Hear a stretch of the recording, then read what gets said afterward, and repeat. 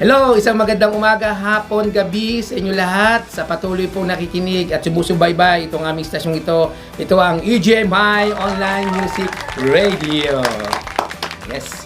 At napakasarap at napakainam po na muli tayo po yung magkakasama sa pamagitan po ng itong pong ating pong stasyong ito. Ito ang EGMI Radio Station po natin.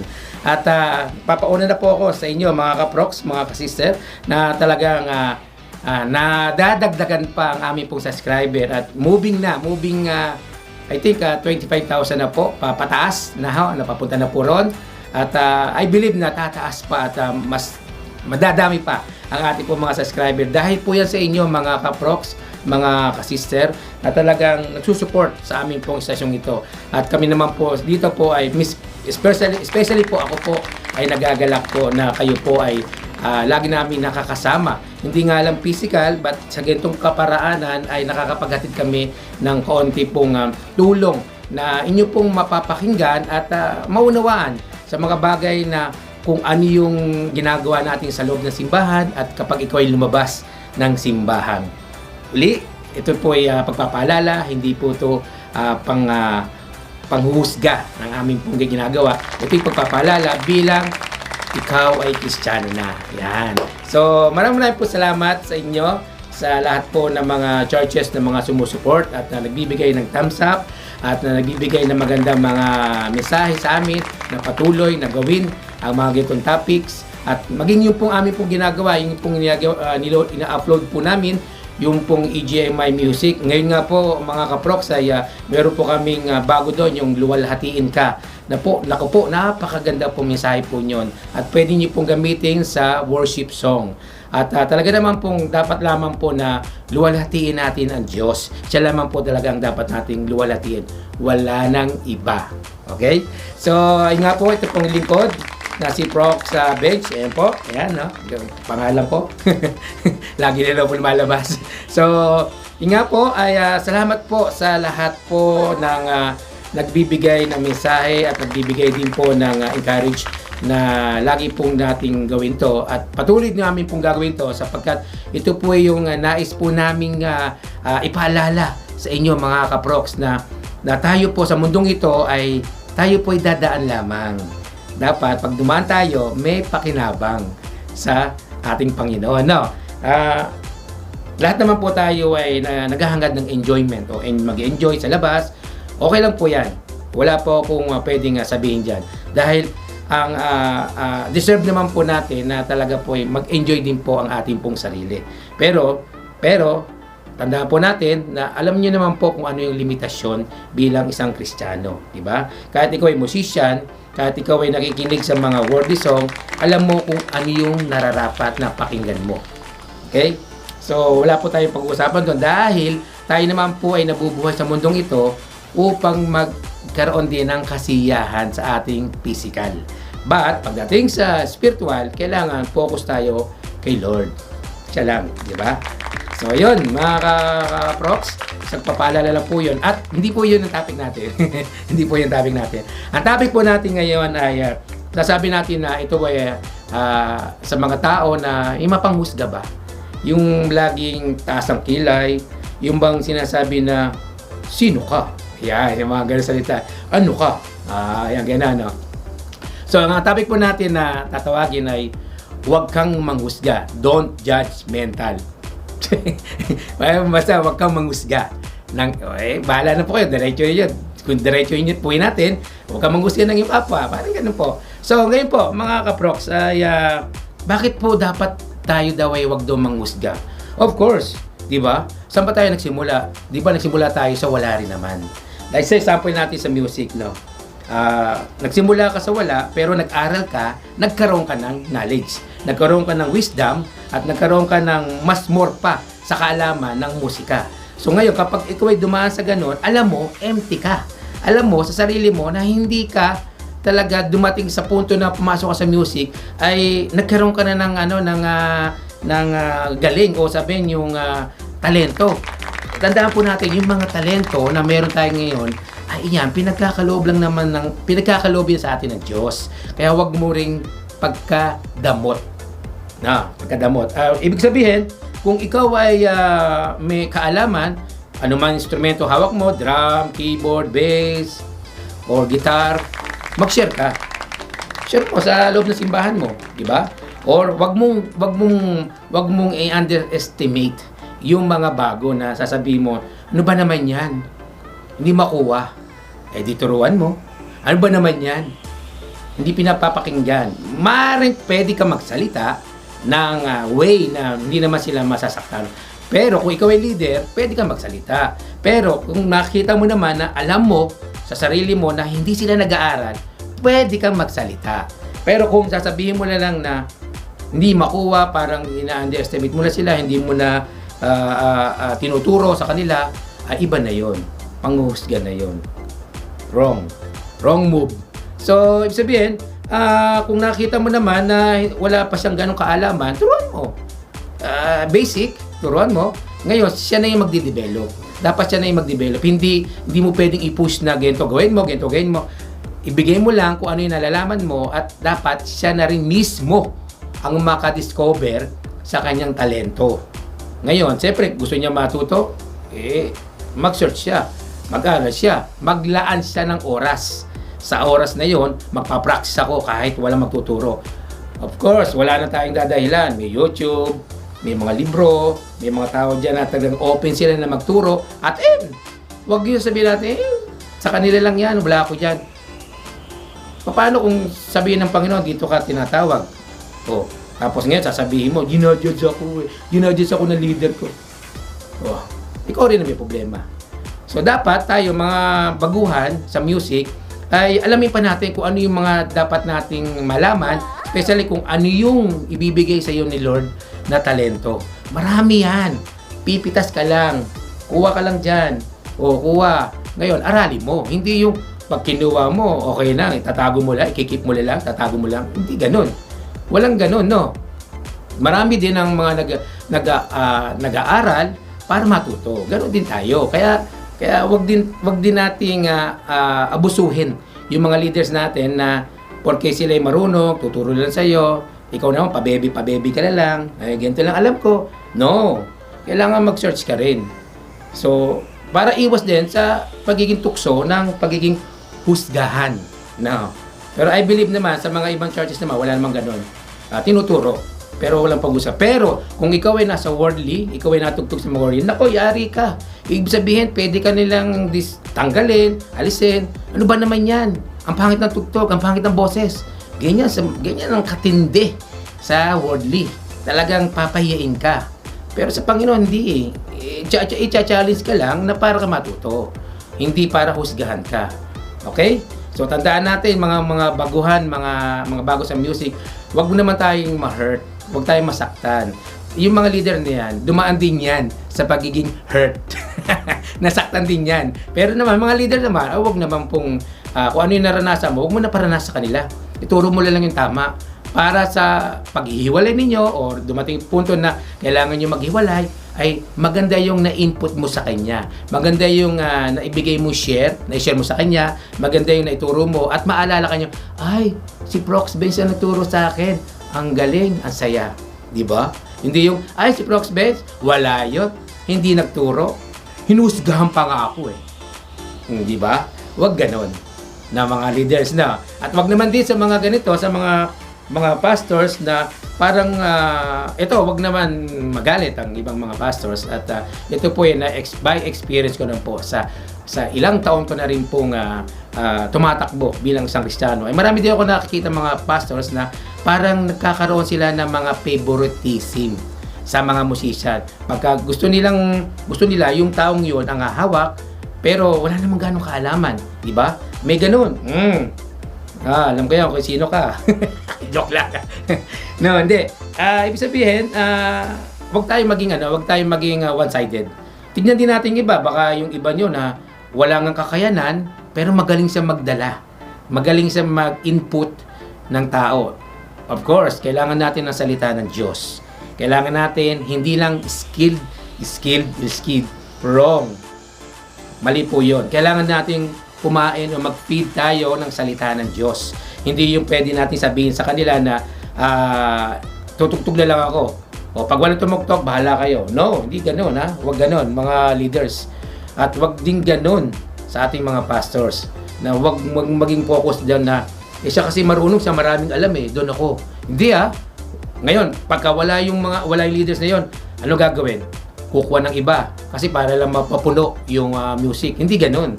Kung ano yung binigay sa iyo ng Diyos, pag pinagkaloob sa iyo ng Panginoon ng mga musikero, pagyamanin mo. Hindi yung para ikukumpira mo sa iba.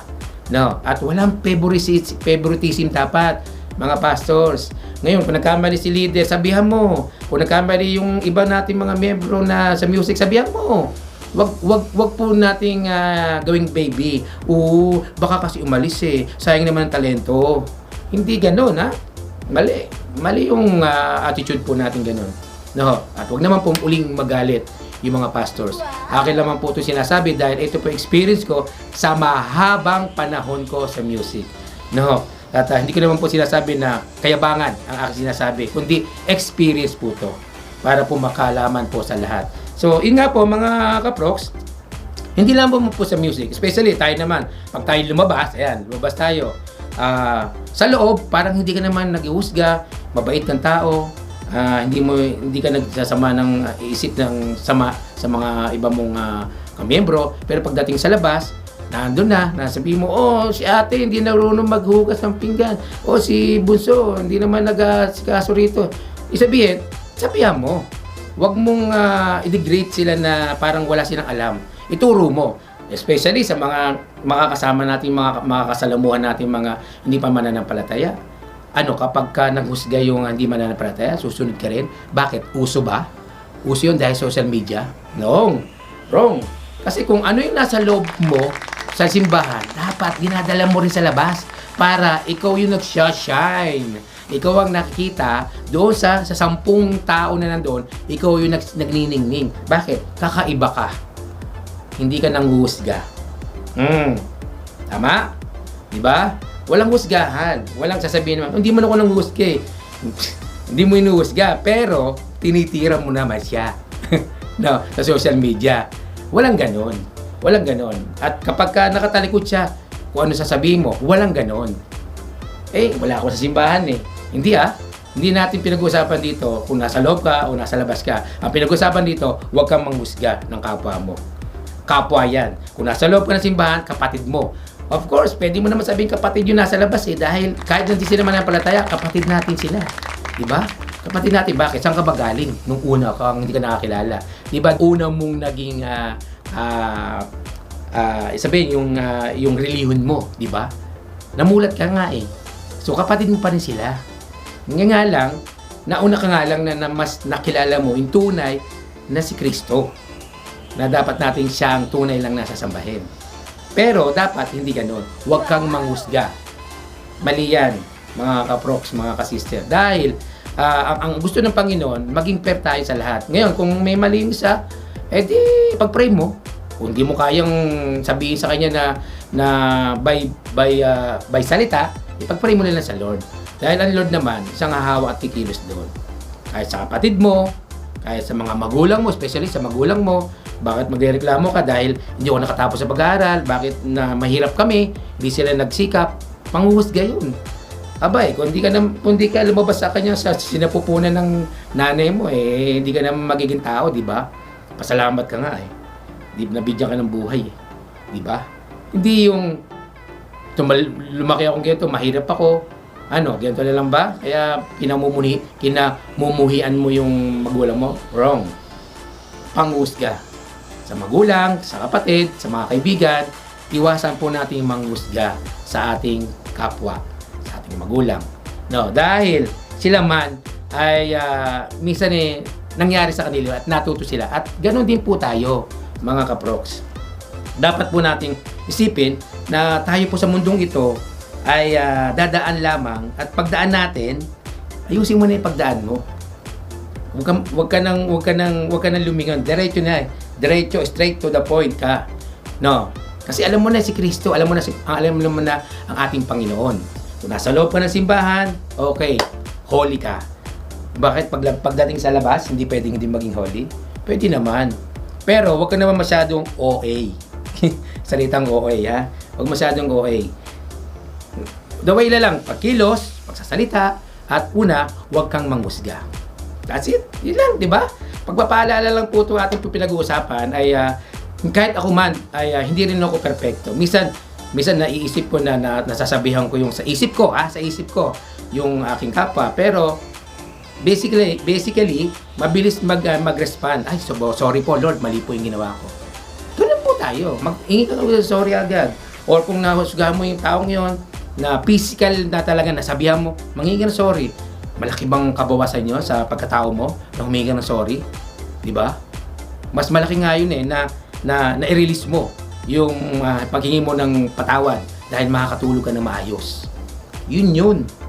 Kaya tayo, mga kaproks, wag po nating panatiliin na tayo po ay para pong tayo na parang napakataas na natin na hindi tayo maabot ng iba. Dahil ano tayo talented, engineer, manager, pastor, ayan. Hindi ganon. Walang ganon. Dapat po tayo, natandaan po natin, yung Panginoon po natin, hindi po siya nanghusga. Siya nga hinusgahan Ang mga tao, di ba? Natatandaan po ninyo na siya po ay pinako sa krus. Hinuhusgahan pa siya. Nung dala niya yung krus na naglalakad siya, papunta doon sa huli niyang na ipapako siya sa krus, hinuhusgahan pa rin siya. Di ba? Dinala na ng Panginoon yun. Kaya dapat tayo, huwag tayong maging ganon.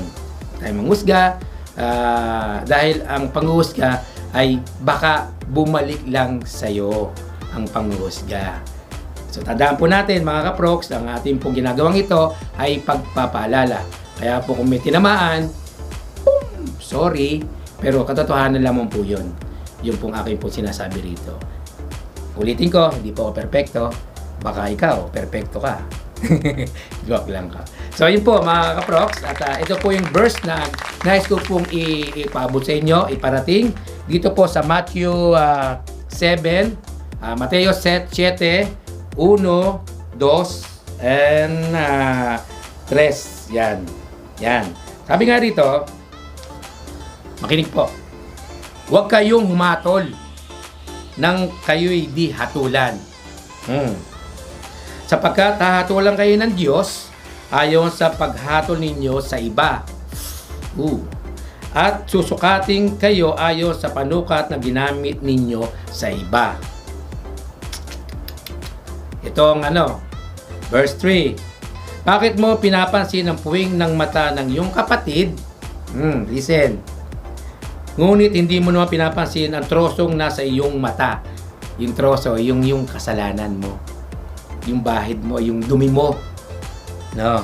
So, ibig sabihin po rito mga kaproks, huwag daw po tayo humatol upang di tayo hatulan din ng Diyos sa ating pong ginawang paghahatol. Bakit baka sabihin naman ni bakit po may judge? Mayroong judge. Of course, dito sa lupa, mayroong talagang hurado o mga judge. Dahil kung isang tao nagkasala, huhusgahan siya. Pero kung pagdating naman sa Panginoon, ang Diyos ang maghuhusga. Sino ba maghuhusga sa judge? Ang Diyos din naman Lahat tayo, huhusgahan tayo. Kaya sabihin, kung maghuhusga yung judge, nararapat na yung ihuhusga niya, tama lang. Natural lang yon. Pero tayo, kung wala naman tayong basihan sa panghuhusga, huwag ka nang manghusga.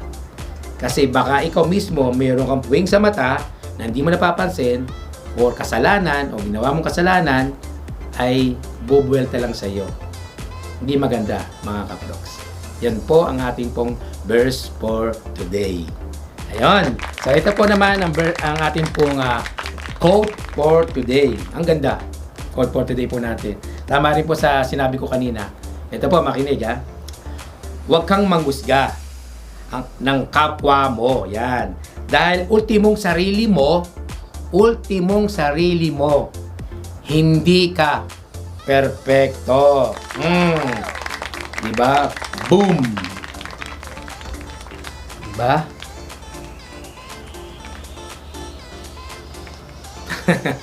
So, ibig sabihin, talaga pag tayo daw manghusga at ikaw mismo sa sarili mo, hindi ka perfecto.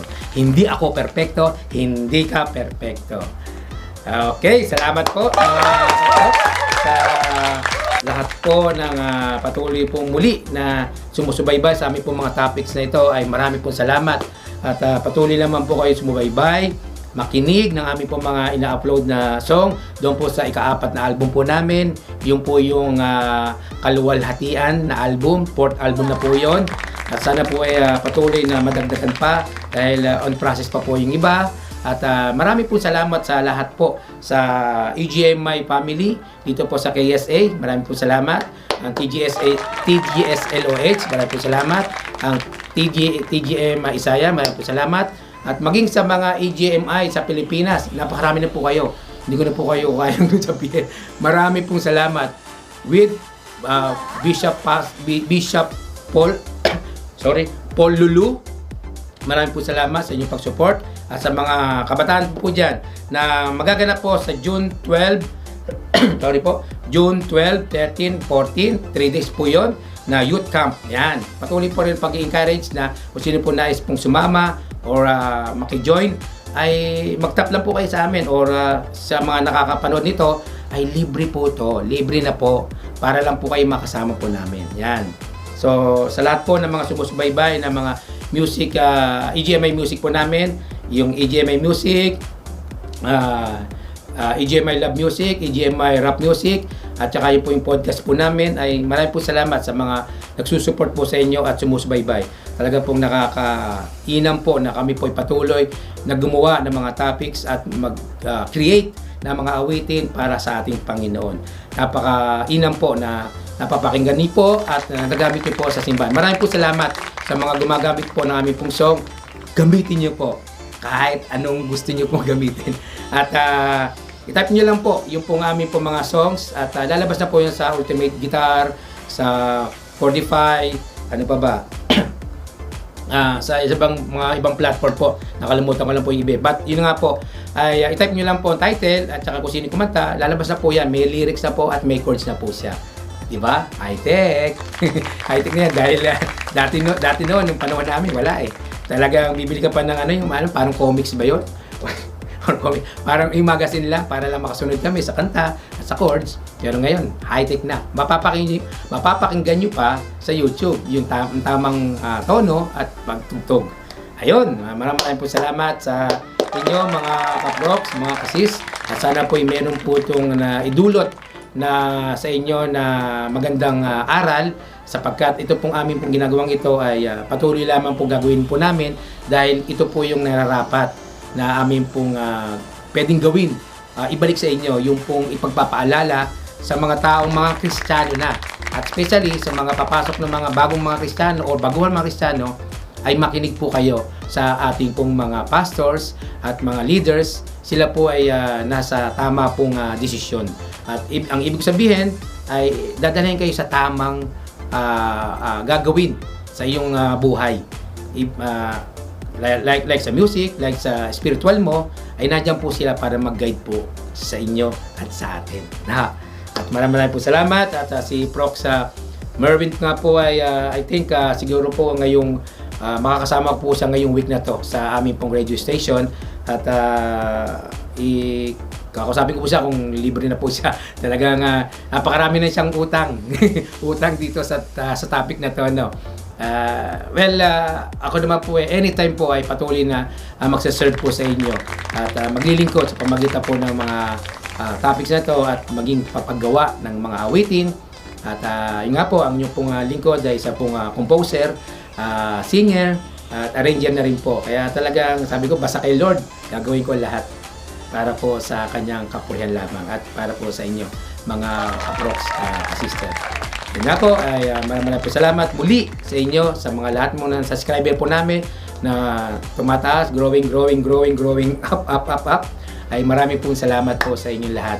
At patuloy lang po tayo magsubaybay at makinig sa aming pong istasyon ito. At I believe na lalago pa ang aming pong EGMI station ito, hindi para ipagmalaki kundi ipagsigawan ang buhay Kristiyano at ang buhay ng ating Panginoong Jesucristo.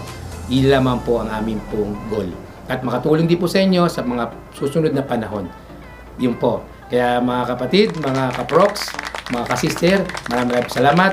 At patuloy na kayo sumubaybay. Ito ang EGMI Online Music Radio. Salamat po. God bless.